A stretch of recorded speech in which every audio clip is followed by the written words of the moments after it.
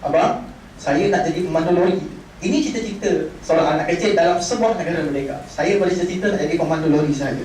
Maka bila kami bertanyakan, kenapa cita-cita, tak adalah kami nak menghina pemandu lori, tak. Dia kerjanya bagus, dia kerjanya mulia sebagaimana halal. Tapi kenapa pemandu lori saja? Sebab itu je saya boleh capai. Dan inilah realiti. Ini realiti dalam mata satu anak umurnya 12 tahun dalam sebuah negara yang merdeka. Saya hanya mampu dan layak menjadi seorang pemandu lori sahaja. Dan kita melakukan, kita merdeka. Kenapa kamu sedap sangat ni? Aku serius sangat ni. Okey, 5 minit lagi. Jadi benarkah kita merdeka? Bercakap tentang konteks merdeka, pendefinisian merdeka sangat banyak. Dan kalau kita nak kaitkan pada pendefinisian merdeka secara sejarah, di sini saya ada 3 pewajahan. Satu pada Datuk Seri Fadil, satu daripada Peranakan Alatas, satu yang paling saya suka. Taklah kata saya tak suka keduanya, tapi yang paling saya minat ialah pada penerangan saudara Rosli Ibrahim. Anda kenal Rosli Ibrahim? Dia pengasas bacaan liar. Kami budak-budak kelab membaca sejam. Saudara Rosli Ibrahim dia sangat smart. Dia buta, dia physiologically blind. Dan kata dia, kamilah golongan yang paling tidak merdeka dalam Malaysia, OKU. Kerana apa? Kami tidak pernah punya akses untuk mana-mana perpustakaan universiti. Kalau anda rasa anda bukan orang kaya, saya bukan elitis, saya tidak pernah menjahanam atau menindas siapa-siapa, tak. Dengan kad-kad kernih-kernih universiti anda sedang menindas golongan yang tidak boleh membaca dan tidak akses kepada perpustakaan anda. Kita elitis sebenarnya. Kita mahasiswa kan, dan kita diberi privilege begitu untuk berdiri lebih atas dan lebih tinggi pada orang lain dalam hierarki sistem kita. Again, saya tidak menyalahkan anda, tapi ini sistem yang dibina untuk membina kita, jelas. Kita hidup dalam sistem ini. Asalnya pada zaman feudal dan zaman Inggeris lagi lah. Dia tidak berubah. Kerana apa? Barat sentiasa percaya modus operandi kami terbaik, maka negara-negara kecil macam Malaysia, Indonesia, Kemboja sila ikut. Dan hasil daripada sistem ini, kita tidak pernah merdeka untuk mencapai satu perkara. Ini paling jelas. Sebab saya cuba cari juga. Saya bersama rakan-rakan dari Lutam, dari Kelab Baca, tentang UAE. Satu benda kami kenal pasti, rakyat Malaysia tidak pernah benar-benar ada akses kepada satu bentuk kemerdekaan.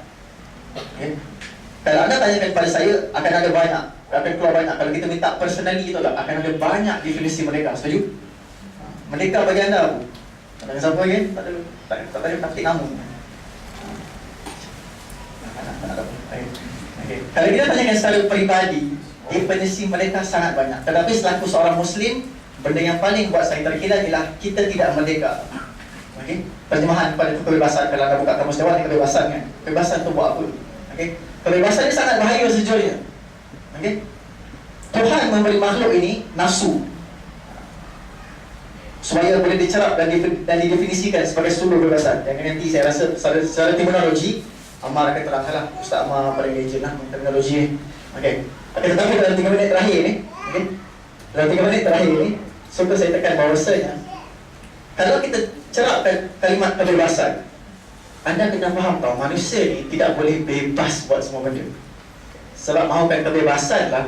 Semalam sahabat saya di UM dapat peluang berjumpa dengan 5 orang wakil LGBT di UM. Kelima-lima wakil LGBT di UM ni, 5-5-nya lelaki, 5-5-nya Melayu, 5-5-nya Islam. Mereka akan kebebasan. Ada syurga. Betul kan?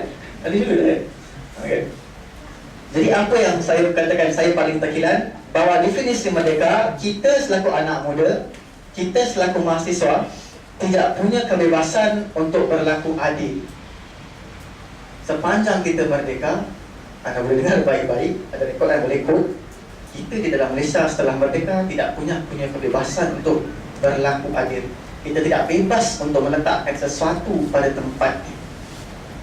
Kita ada satu orang tua, umur dia 72 tahun, dia tak ada insurans, dia ada second degree heart failure, dia tak boleh dapat rawatan sebab insurans tak sahkan rawatan dia. Maka secara sistemnya, orang tua ini layak mati daripada rawat. Kami doktor memang ramai. Kami tidak merdeka untuk bantu orang sakit ini. Dan sistem ini berterusan. Dan ini satu bentuk tawanan minda, tawanan ekonomi, dan satu bentuk ketidakmerdekaan kerana anda menggunakan kalimat yang lebih sopan santun yang sangat-sangat pedih. Dan dia berlaku bukan sekadar di Malaysia, malah seluruh dunia. Dan kita laungkan kita merdeka. Jadi anak muda perlu cari cara yang mana saya percaya akan kita bukukan dalam round kedua nanti. Jam sudah pun menyentuh Nombor 9 itu di tengah-tengahnya, maka saya serahkan kembali kepada Saudara Aiman Hakim Kepala. Terima kasih kepada panel kita yang ketiga, Saudara Haziq. Okey, kita kembalikan balik minda kita ke sini, ke majlis. Kita jangan berada di dimensi yang lain. Saudara Haziq memang saya kenal dia. Dia dipandai untuk bawa emosi kita berada di dunia yang Okey, Saudara Haziq dia menceritakan bahawa kita sebenarnya tidak merdeka daripada sudut sistem. Ada dalam buku Masyarakat Peluang Mahasiswa. Buku Masyarakat Peluang Mahasiswa ni ditulis oleh Zulfikri Zamir, seorang bekas guru, dan dia menggerakkan satu gerakan sosial yang diberi nama TFTN, Teach for the Need, mengajar untuk orang yang memerlukan. Maka dia menceritakan, dia mengkritik kemerdekaan ini. Maksudnya kita ni tidak merdeka daripada sudut sistem. Apa yang disebut oleh Saudara Haziq Iman itu sebenarnya boleh dibaca, boleh diakses oleh kalian dalam buku Masyarakat Peluang Mahasiswa. Kalau baca yang itu macam jerit-jerit. Okay, saya tanpa membuang masa, sebab saya takut masa lebih banyak saya cakap daripada dengar panel. Maka saya mempersilakan Saudara Amal Ismat untuk membentangkan mengenai tajuk.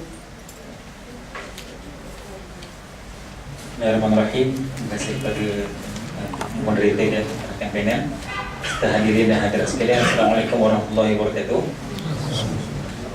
Pertama sekali, kita mulakan, suka saya untuk kalau bincang tentang satu perkara, kita bincang secara makro, sebab mungkin style kalau usul dia ni, dia bincang secara umum, dia pusing-pusing dia boleh masuk pada tajuk. Jadi sebelum saya nak kupas lebih lanjut tentang tajuk masa depan Malaysia Peserta Anak Muda ni, suka saya untuk bawa kepada semua hadirin sekalian tentang konsep bernegara dalam Islam. Sebab saya rasa kalau kita letakkan skop perbincangan pada anak muda agak sempit lah. Bagi saya, kita luaskan skop kita kepada seorang Islam Melayu. Jadi boleh kita tanya tentang kenapa penting sebuah negara. Adakah Islam perlu sebuah negara? Adakah Islam perlu sebuah negara? Jadi ini soalan yang saya tanya kepada hadirin. Jadi jawapannya memang perlu. Kerana apa? Kerana sebuah sistem negara, dia akan menyempurnakan pelaksanaan syariat dalam kehidupan seorang Muslim. Sebab kita ada beberapa ajaran Islam, beberapa syariat yang mesti ada negara boleh dilaksanakan. Dia tak cukup dengan adanya seorang individu yang bergelar Muslim, tak cukup dia punya keislaman, tak cukup sebab dia tak ada negara untuk melaksanakan sistem yang Allah telah letakkan dalam Quran. Kerana itu Islam perlu sebuah negara untuk menyempurnakan pelaksanaan syariat. Dan itu juga bagaimana kita nak saya cuba bawa hadirin sekalian kepada satu perkara. Sebenarnya yang disampaikan Saudara Hanzalah dan Saudara Haziq Iman tentang politik kita pada hari ini. Sebagai orang Islam, politik kita bukan sekadar politik maslahat duniawi. Kita bukan sekadar ingin mencukupkan pendidikan material kepada anak-anak murid. Kita bukan sekadar ingin mencukupkan ekonomi di mata dunia sahaja. Kita perlu ada masalah ukhrawi. Sebab tu dalam pembinaan sebuah negara, kita memastikan bahawa negara itu mencukupi dari sudut spiritual dan juga intelektual, bukan sekadar material semata-mata. Itu yang paling penting dalam kompas politik seorang Islam. Dan yang ketiga, kita persoalan apa yang kita bincang pada hari ini dalam konsep negara ini. Negara macam mana yang kita nak? Negara macam mana yang kita nak? Adakah negara Islam itu sekadar sebuah tanah yang didiami oleh orang Islam, ataupun sebuah tanah yang didiami oleh orang Islam dan juga orang-orang lain selain Islam, dan dilaksanakan hukum di dalamnya, hukum Islam di dalamnya? Jadi kalau seperti dibincangkan oleh Syed Qutb, mengatakan bahawa itulah negara Islam, negara yang diamalkan hukum syariat yang ada di dalamnya, bukan sekadar satu tanah yang didiami oleh orang Islam. Kalau Al-Maududi mengatakan bahawa negara Islam ni konsep dia hampir, kalau kita nak compare dengan barat punya aliran dalam negara ini, kita kata macam dia gabungan antara teokrasi dengan demokrasi. Teodemokrasi, inilah bentuk yang paling hampir dengan negara Islam. Maksudnya pensyariatan ataupun perundangan semua ditentukan oleh Tuhan, tetapi pelaksanaan ditentukan oleh rakyat. Dan akhirnya kita nak melihat pembangunan sebuah negara ni bukan semata-mata untuk memberikan manfaat kepada rakyat, tetapi kita nak memastikan negara Islam ini dia menyebarkan dakwah dan jihad ke seluruh dunia. Jadi ini yang paling penting dalam kita memahami 4 perkara ini. Satu, kena ada negara. Yang kedua, negara yang macam mana. Ketiga, apa maksud negara itu, apa matlamat adanya negara itu, supaya kita faham kompas politik kita. Akhirnya kita tahu kemerdekaan kita untuk apa. Kita tahu kenapa kita perlu sebuah negara. Kita tahu kenapa negara kita ini jadi sebuah negara Islam. Okey, jadi masuk pada tajuk perbahasan tentang kemerdekaan. Bagi saya kemerdekaan ini bukan sekadar kebebasan. Kemerdekaan adalah kebebasan dan juga pemeliharaan kepada identiti dan jati diri seorang rakyat negara tersebut. Dia dua perkara, bebas satu lagi jati diri. Jadi taruhan kemerdekaan bukan taruhan kebebasan semata-mata, tapi taruhan survival umat dan rakyat di dalam negara. Dia bukan sekadar persoalan antara perubahan kuasa, pengukuhan kuasa, tak, bukan. Dia taruhan kepada survival umat. Jadi kita nak tengok realiti sekarang, kita melihat hanyalah parti-parti politik ataupun orang politik yang hanya melahirkan, hanya membincangkan tentang isu-isu yang merugikan rakyat.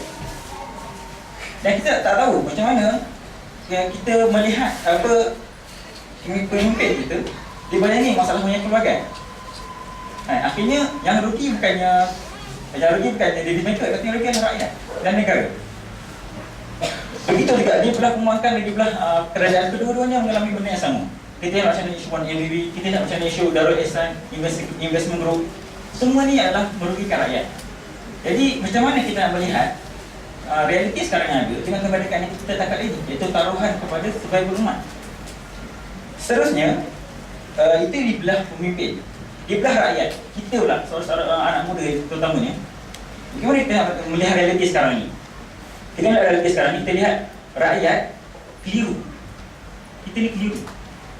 Kita keliru antara, satu, kita keliru antara ingin kita keliru antara pencegahan kepentingan politik yang ada di dalam negara sekarang dan juga kepentingan umat. Kita nak bantu orang, tapi kita terperangkap dalam persatuan politik yang sangat-sangat tidak sihat. Kita nak ubah, tapi kita sendiri masuk dalam sistem tu. Kita tak cuba merubah dari luar kotak. Akhirnya kita terperangkap dan kita terikut sistem. Akhirnya kalau contohnya yang dibahas oleh saudara Haziq Iman, akhirnya apa jaminan kalau berubah kuasa benda sama tak berlaku? Apa jaminan kalau di tempat lain benda sama tak berlaku? Akhirnya kita lihat benda itu berlaku di semua tempat. Apa yang menjamin kita seorang yang anak muda untuk apabila kita dimasukkan ke dalam benda-benda eksekutif, kita melakukan benda yang berlainan daripada apa yang ada pada hari ini? Itu satu soalan. Jadi kita melihat juga rakyat sangat berpecah pada hari ini. Maksudnya kemerdekaan kita ni terlalu apa kata, abstrak dan agak kontra dengan apa yang berlaku pada hari ini. Kita nak rakyat berpecah, tak berpadu. Seolah-olah perpecahan tu, perpaduan tu haram. Tak boleh berpadu. Ada je usaha perpaduan, akhirnya dianggap sebagai satu usaha ini agenda yang tak sepatutnya. Contohnya UG dan sebagainya, MSIB. Akhirnya itu usaha-usaha yang dianggap sebagai usaha-usaha yang merugikan. Padahal perpaduan. Contohnya dikatakan wa ta'awunu fil birri wat taqwa. Kemudian kita melihat perpecahan dianggap sebagai satu bentuk pembangunan ataupun kemajuan politik baru. Padahal berpecah antara Muslim. Itu yang kita melihat sekarang ni, satu bentuk kepelikan yang berlaku, kejanggalan yang berlaku dalam kita merdeka selama 58 tahun. Okay, itu realiti yang kita lihat sekarang. Akhirnya saya nak cuba kupas tentang apa masa depan yang kita perlukan. Apa masa depan yang kita perlukan dalam kemulut yang ada pada hari ini. Jadi yang pertama, saya ingin menegaskan bahawa satu cara saja untuk melawatkan Malaysia pada hari ini adalah dengan kembali pada Islam secara menyeluruh. Itu sahaja yang menjamin apabila orang lain bertukar, apabila pimpinan bertukar, akhirnya mereka akan mengamalkan sistem yang sepatutnya.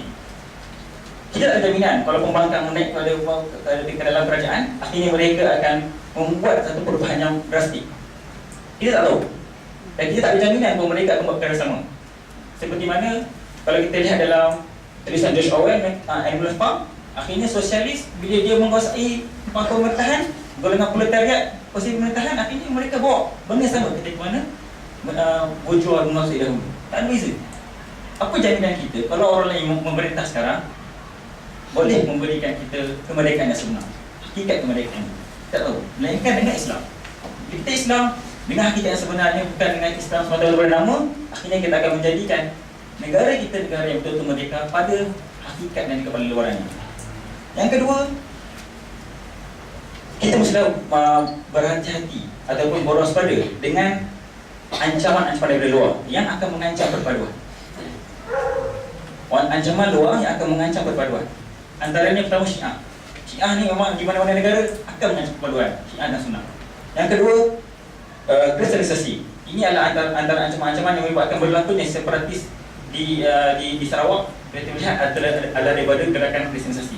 Yang ketiga, gerakan Namtian ataupun gerakan panggil chauvinis daripada China, masuk dalam Melayu sampah dan sebagainya daripada zaman kolonial 15 lagi untuk memisahkan antara kira politik China cuba menyerap kepada dalam tanah Melayu. Dan yang keempat adalah kita tahu dengar sekular dan plural dan liberal. Ini antara 4 ancaman yang akan mengancam perpaduan umat dan akhirnya mengembalikan kita kepada negara yang kita. Wallahualam, saya kembalikan kepada moderator. Satu keputusan yang baik dan menepati masa. Terima kasih. Saya minta maaf akibat keterbatasan masa. Jadi mungkin kupasan tajuk ini tidak menyeluruh dan kita tak dapat apa namanya menggarap keseluruhan apa yang nak disampaikan itu. Maka daripada itu saya mengharapkan soalan-soalan daripada kalian, mungkin ada yang kalian tidak faham, nanti boleh tanyakan pada sesi yang ketiga. Jadi pada round yang kedua ini saya akan tanyakan soalan. Tapi kita bukan bermula daripada sana. Kita variasikan sikit. So saya mulakan daripada tengah.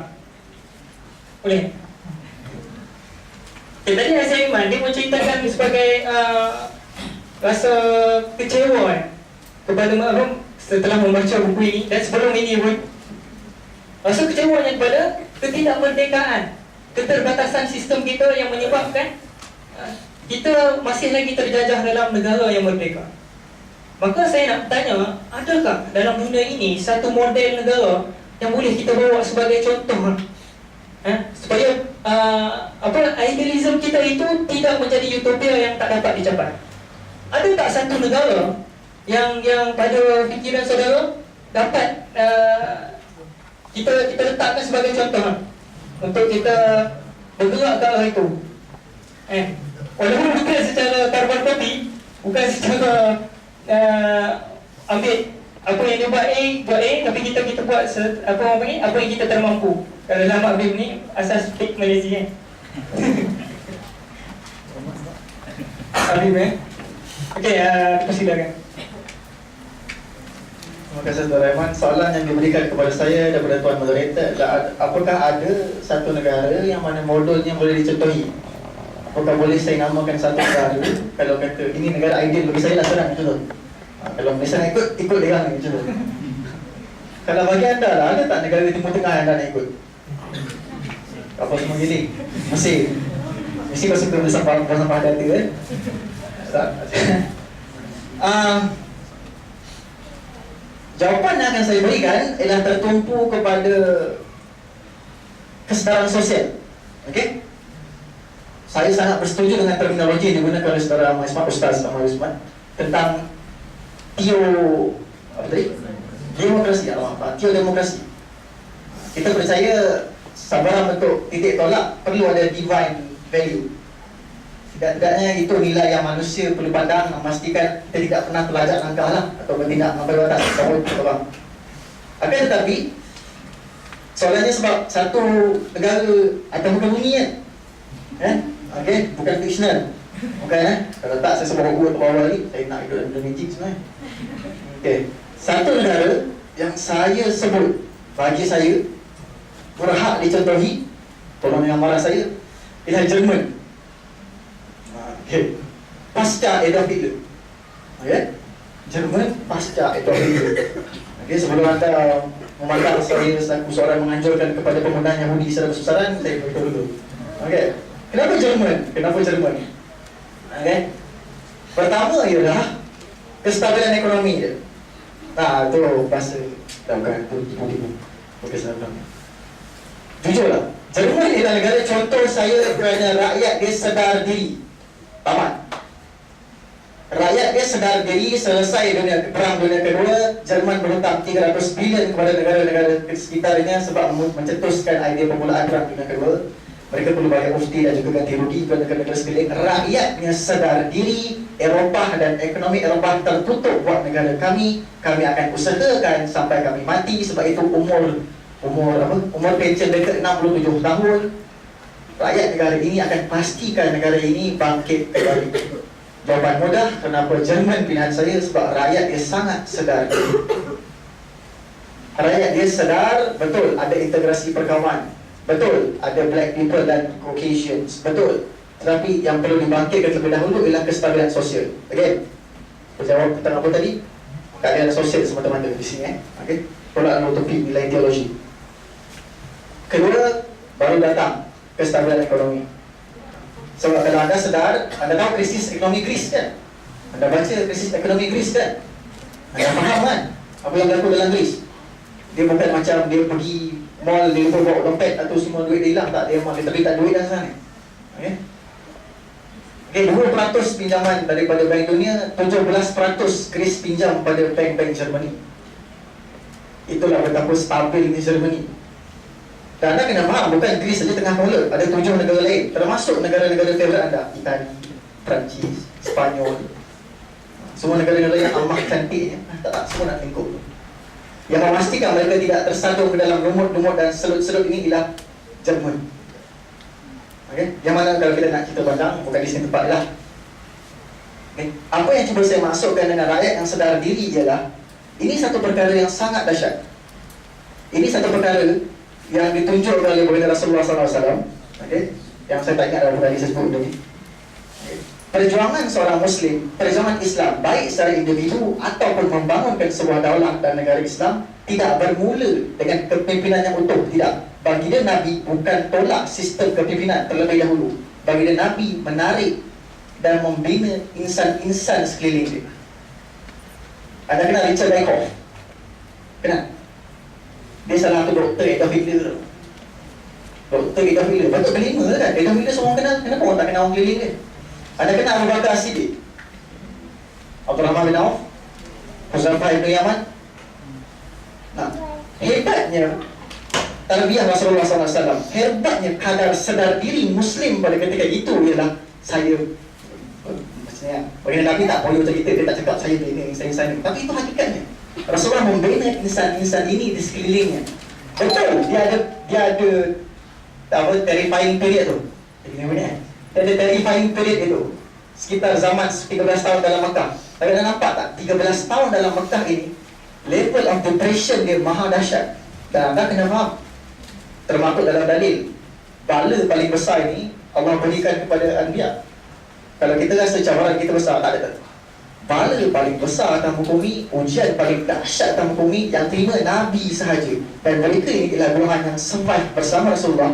Bala yang paling dahsyat Allah boleh turunkan. Ini kadar sedar diri mereka. Bila mereka dihantar ke Masjid Nabawi untuk menghafal Al-Quran dan membaca kitab-kitab, membaca ilmu-ilmu Allah, mereka sedar diri ini perlu disebarkan. Bila mereka dihantar ke medan perang, mereka sedar diri Islam perlu disampaikan. Mereka tidur malam, mereka sedar diri pagi esok Islam perlu disambung semula. Soalan kita sekarang, kita sedar diri atau tidak? Tolak tepi rakyat negara ini. Sebab anda kena faham tau, 73% bumi putra dekat Malaysia duduk bawah kadar kemiskinan. Mereka tidak punya akses macam kita, anak muda plus mahasiswa. Kita tak ada akses macam kita. So kita yang punya VIP akses ini kepada pendidikan, kita sedar diri atau tidak? Negara itu hanya bergerak kalau kita sedar apa kita patut buat. Kita sampai mati boleh menyalahkan sistem. Sistem takkan membenarkan saya berbuat apa-apa.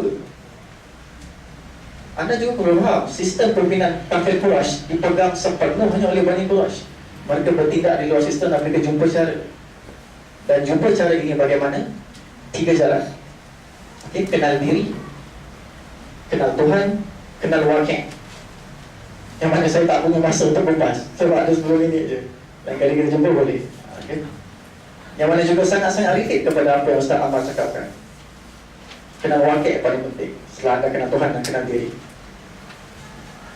Jadi modul ini yang saya katakan Jerman patut diambil contoh. Kerana apa? Kalau anda baca artikel-artikel awal tentang golongan ataupun warga negara yang mula-mula membuka sempadan mereka kepada pelarian-pelarian Syria, nama Jerman ada di situ. Itu paling ironi sekali saya rasa. Betul tak? So, untuk mengelakkan sesi saya asyik disedih kan. Lepaslah balik ke Aiman. Kenapa soalan kau sendiri kan? Terima kasih kepada saudara Haziq. Ya, Jerman saya ingat dia nak romanticism dengan Khalifah Utsmaniyah, Umayyah. Kau tak cakap ada pilihan masa. Kau tak sekarang. Jadi saya rasa kadar sedar diri dekat Malaysia ini masih lagi tak kebimbangan. Penyakit ini juga menjangkiti gerakan Islam. Ini soalan kedua pada saudara Amal Ismat lah. Kita boleh kita pusing-pusing. Sebab kalau 1, 2, 3, 4 saya tak best kan. So kita gerak macam ni. Lepas tu macam tu. Boleh? Okey, soalan saya.